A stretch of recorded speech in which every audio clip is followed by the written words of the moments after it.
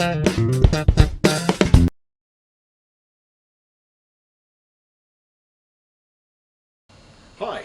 I'd like to do a little video today and talk to you about model paints. Now, my main reason for discussing model paints is to demystify some of the terminology we use in hobbies. The main thing being the word acrylic. Now, I talked to a number of people. I did a little informal survey and I said, when I say acrylic paint to you, what does that mean to you? And the first answer automatically is, well, it's water-based. Now, I understand from a little research that this is a mistaken term that has come about mostly through the craft, hobby, and art industry. When you talk about acrylic paints to an artist, they immediately think of water-based paints that you thin and clean with water. Same thing with modelers. When we talk about acrylic paint by numbers, water cleanup. We talk about acrylic model paints, we immediately think water cleanup or water thinning. So then why do we have things like acrylic lacquers and acrylic enamels and things like that? It gets into a whole different thing. And you don't want to be that guy, as I have done. I took an acrylic lacquer once and I put my paintbrush under a water faucet and it created a mess. Somewhat like we did when we were kids when we put Tester's enamel brushes underneath the water tap. Paint everywhere, no cleaning. So I decided to look into this a little bit, and this is what I found out. Most model paints are acrylic, but that does not mean they're water-based. So I'll explain that a little bit further. Paint is basically comprised of three components. There's the pigment, which gives it its color. So there's pigment powders and dyes and different things. There's where your color comes from. Then we have a thing called a binder. Now the binder is the thing that, as it says, binds the pigments together and creates a covering. Or it could be a vinyl-like covering. It could be a straight paint covering. It could be glossy. It could be depending on what you do with that binder. Examples of binders include, but aren't limited to, alkyds, resins, oils, epoxy, polyesters, polyurethanes, and yes, acrylics. There's that word, acrylic. So what an acrylic actually is an acrylic resin. It's a little, it's a little plastic thing that binds the pigments together, and when applied, creates the actual paint. It turns the pigment into paint. So the third component, you have your pigment, you have your acrylic polymer, and then you have your solvent. And all the solvent does is it enables you to deliver these two things to a surface where it evaporates and leaves you with your pigment and your polymer, which is your paint. So these acrylic binders are probably formulated specifically for different solvents. Hence you have a water-based acrylic, you have alcohol-based acrylic, you have lacquer-based acrylic, and then even your lacquers and your enamels could be comprised of these acrylic binders, because the binder is just basically the paint, and the paint is formulated to be used with these various solvents. Now we always say at the Hobby Center, for best results, to be more, there's nothing guaranteed in life as we all know, but to get the best outcome, it is best to take your paint and use your matched thinner. You can never go wrong. Now once you get experience with these things, you will notice the different types of thinners, and you say, hey, this one smells like this one, so I could probably thin it with that one. You may be right. Always test first. There's nothing worse than putting a bunch of paint and a solvent you think will work into the top of your expensive gravity feed airbrush and have it turn to sludge and clog everything up. In the same manner, try to use cleaners to clean your airbrush or your paint brushes that go with the specific type of paint you're using. We have Vallejo cleaner, airbrush cleaner. Well, it probably won't touch a real lacquer. And real lacquer, I don't even have a lacquer to show you. You know the hardware stuff in the tin? That or acetone is probably the king of solvents. That stuff will cut through most anything. Yes, it will. But if you ever use it on one of these more water-based acrylics, I've seen it turn it to sludge. It turns it to porridge. It creates more of a mess than it helps. So you really don't want to go that route. So try to stay within the groupings. So I've grouped my paints in little areas here based on my own experience. Your experience may vary, always check with people first or test before you go to the model, right? So on the right, my right, your left, I would talk about what I call water-based acrylics. So the testers, which is now pretty much discontinued, that could be thinned with water, could be cleaned with water. I find the Vallejo to be very much like that as well. I haven't used it myself, but I understand that the war paints react the same way. So I've grouped them over here. Clean with water, less toxic, and the thinners have less smell. The cleaner has less smell. So it's kind of a user-friendly paint. Now that also being said, and Hank has talked about this in his little safety video, when you put these acrylic polymers into the air as particulate, you don't want to breathe them. It doesn't matter that they clean with water or they smell nice like future floor wax or whatever you have going on. They're still bad for you, and you do not want to breathe those particles in.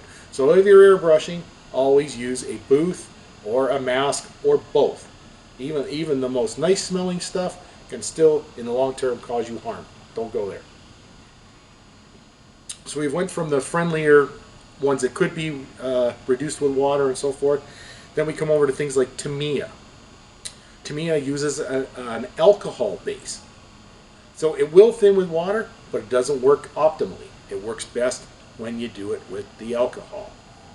And because of the way this stuff has been formulated, we found out years ago that we could use lacquer thinners on it as well. So for years we were buying Tamiya spray cans, which were basically, we think, these paints with the lacquer thinner in it, and it made a superior, harder finish, dry quicker. You know, there's a lot of benefits. That's why we mix and match different kinds of binders that are tailored to different types of thinners, because they'll dry quick, they'll dry hard. We'll get the scale thickness we want. It's easy enough to reduce to put through our airbrush. All kinds of features, and there's strengths and weaknesses to each type of paint. So we've got the we got this AK new generation acrylic. I haven't used it yet. I haven't had time. I did smell one of the thinners. It smelled like alcohol to me. So putting two together, these should be able to work with each other. But again, test or talk to somebody who's done it before you go ahead. And certainly not on the project. We have our new Rebel acrylic paint. There's that word acrylic again. I suspect it's made by the Humbrol people. I'm guessing on that. And I have used the Humbrol acrylic, and it does clean with water. And I did use things like my universal thinner from Testers on it, and it thinned for airbrushing. They do make their own thinner.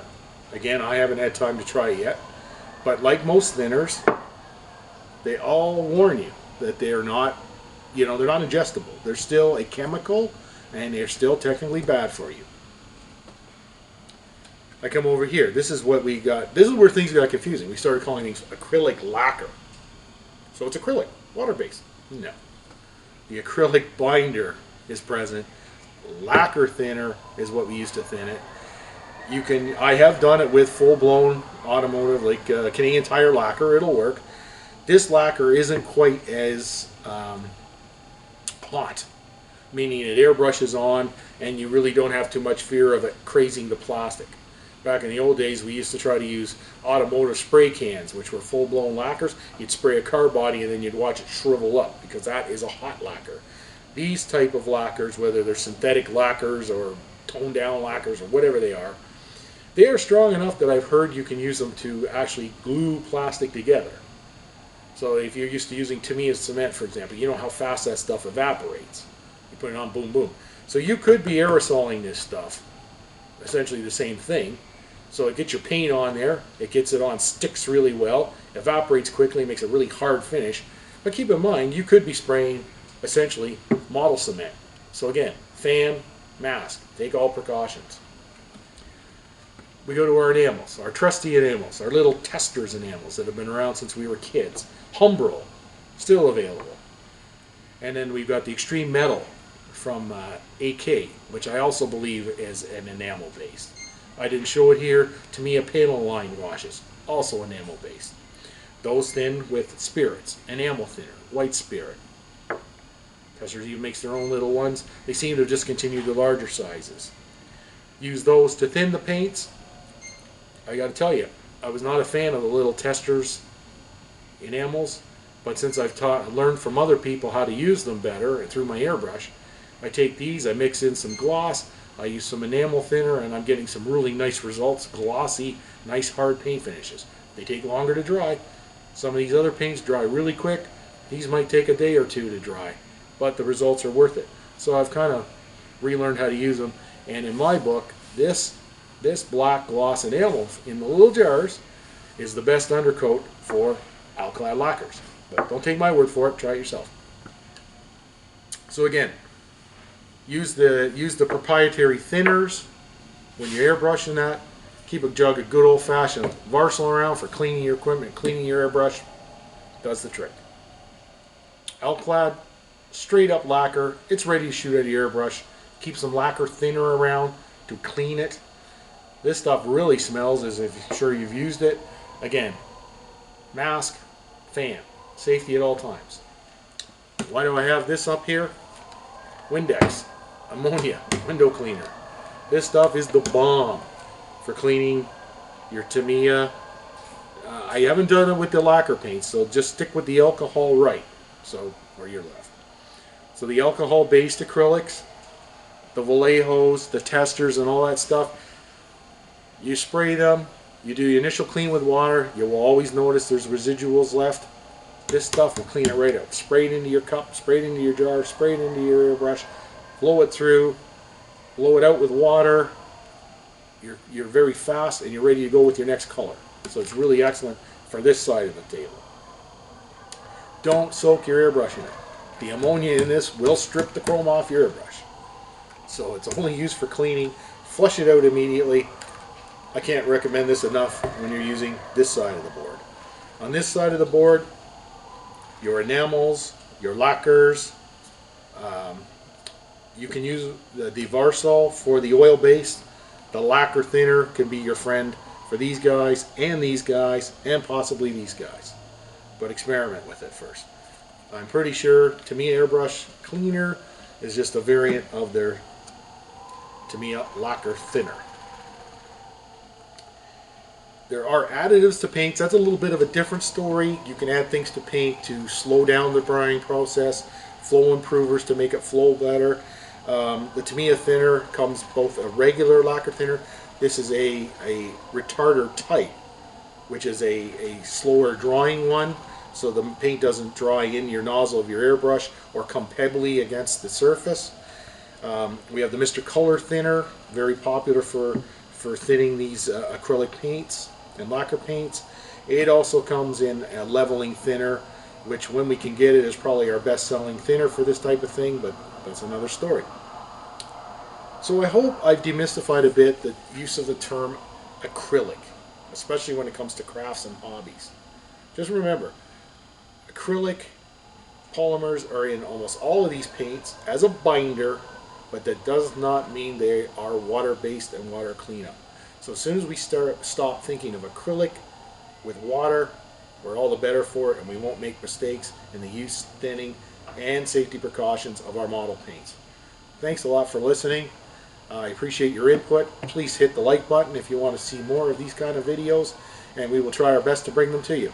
Please subscribe to our newsletter. I think you'll find it informative and keep you up to date on what's going on in and around the store and in our hobby that we love so much. And I appreciate your time. Look forward to seeing you again.